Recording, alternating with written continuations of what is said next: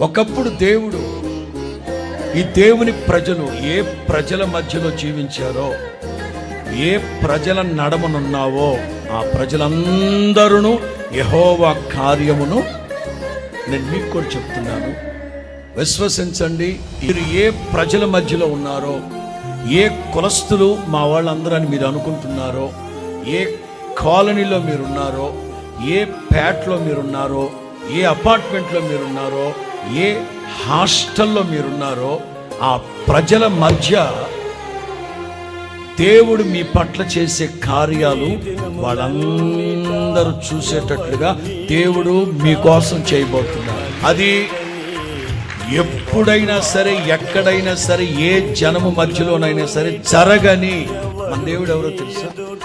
ఎప్పటికప్పుడు నూతనమైన కార్యాలు, నవనూతనమైన కార్యాలు